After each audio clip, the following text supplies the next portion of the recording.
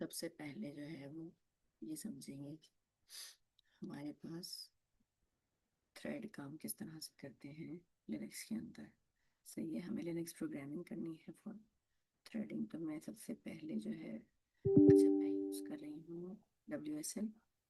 जी edit करेंगे programme बनाने के लिए, और कुछ भी नाम दे सकते हैं हम। प्रोग्राम फॉर थ्रेड है PRG1, इसको मैं कह देती हूँ .c। ठीक है। अच्छा, ये पहले से एक प्रोग्राम में बना हुआ था, कोई मसला नहीं है।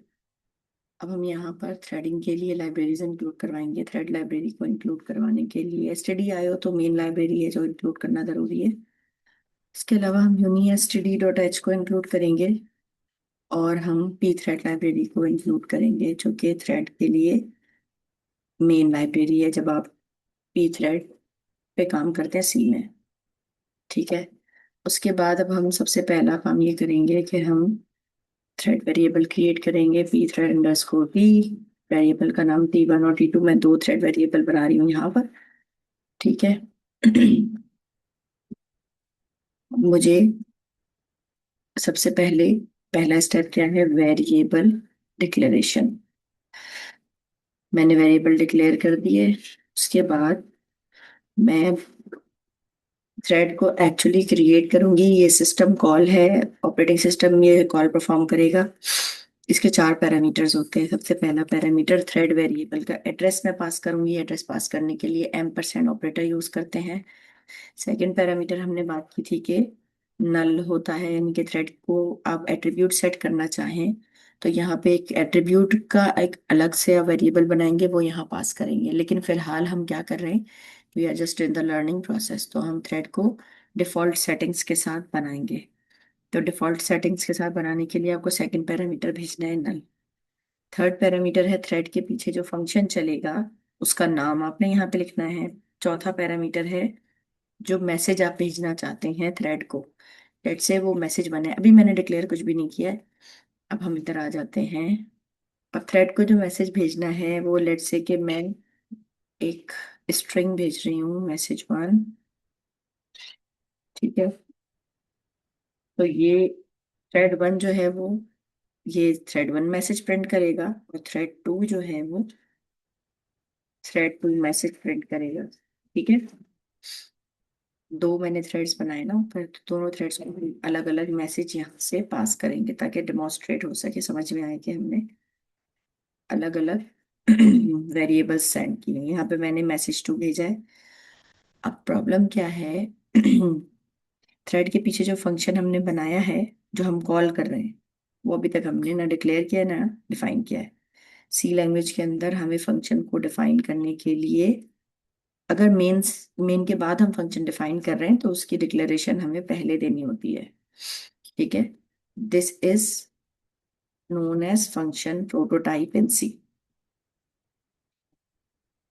अच्छा, थ्रेड की स्पेसिफिकेशन के मुताबिक यहाँ पर एक ही पैरामीटर इनपुट होगा, और एक वॉइड पॉइंटर एक्सेप्ट करता है ये फंक्शन, और एक वॉइड पॉइंटर रिटर्न करता है।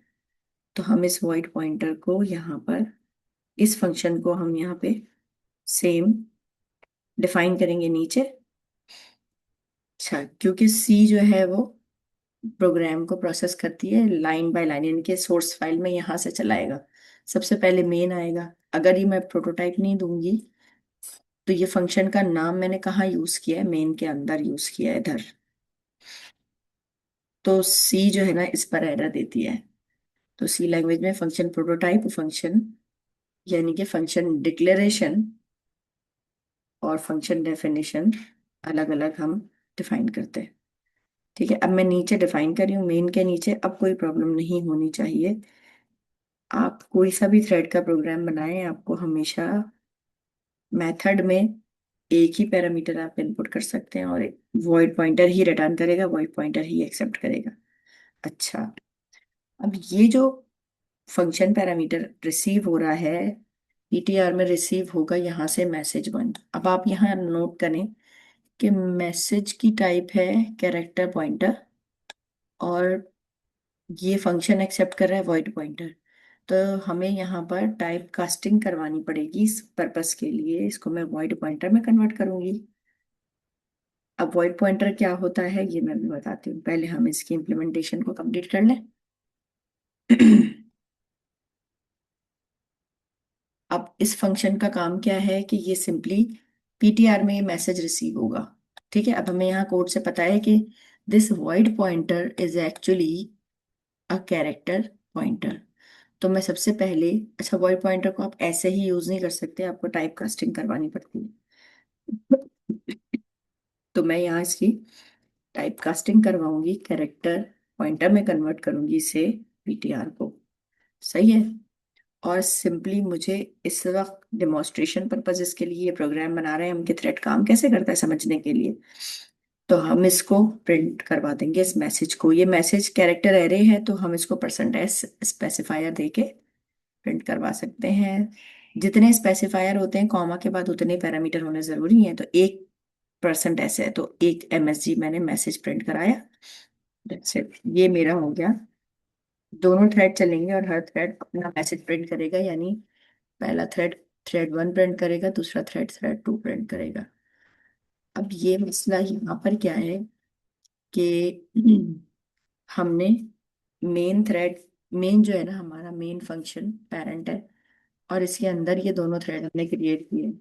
यहाँ पे जैसे ही थ्रेड क्रिएट होंगे ना, मेन हमारा यहाँ देखें कुछ कोड कोड नहीं किया हुआ तो मेन खत्म हो जाएगा। तो अगर मैं चाहती हूँ कि मेन जो है मेरा रुका रहे, वेट करे थ्रेड की एग्जीक्यूशन कंप्लीट करने के लिए, तो हम यहाँ पे पी थ्रेड अंडरस्कोर ज्वाइन का फंक्शन इस्तेमाल करते हैं। सही है, ये ज्वाइन की वजह से क्या होगा, मेन रुक जाएगा। जब तक थ्रेड खत्म नहीं होगा मेन खत्म नहीं होगा। बस ये सिंपल सी लॉजिक है। ये हमने 3 4 लाइन का कोड लिख लिया, और ये ज्वाइन यूज किया है हमने मेन को रोकने के लिए कि वो थ्रेड्स का इंतजार करे। थ्रेड क्रिएट से हम थ्रेड क्रिएट कर रहे हैं। अच्छा, यहाँ हमने वेरिएबल का नाम भी बदल दिया, T1 और T2, दो वेरिएबल हमने थ्रेड के बनाए, और दोनों पे हमने यहाँ पे ज्वाइन कॉल कर लिया। अगर फोर्क आपने पढ़ लिया है तो फोर्क में जो वेट की फंक्शनैलिटी होती है वही इस ज्वाइन की फंक्शनैलिटी होती है। अब हमारे पास सिंपली ये देखिए फंक्शन इम्प्लीमेंट हो गया है, मेन हमने बना लिया है, वेरिएबल डिक्लेयर कर दिए हैं दोनों T1 T2 और मैसेज 1 और मैसेज 2, और ये फंक्शन प्रोटोटाइप डिफाइन कर दी है, लाइब्रेरीज इंक्लूड कर ली हैं। ठीक है, सारे काम कर लिए। अब हम इसको करते हैं बंद, सेव कर देते हैं, और इसको एग्जीक्यूट करने के लिए हम चलाएंगे GCC -O, और यहाँ पे हम थ्रेडिंग एनवायरनमेंट को इनेबल करने के लिए LP थ्रेड का ऑप्शन इस्तेमाल करेंगे कंपाइल करने के लिए। अगर मैं नहीं यूज करती हूँ ना तो देखें एरर आएगा। अच्छा, फिलहाल नहीं आ रहा एरर, लेकिन खैर ये LP थ्रेड को यूज करने से हमारा जो एनवायरनमेंट है वो सेट हो जाता है फॉर मल्टी थ्रेडिंग।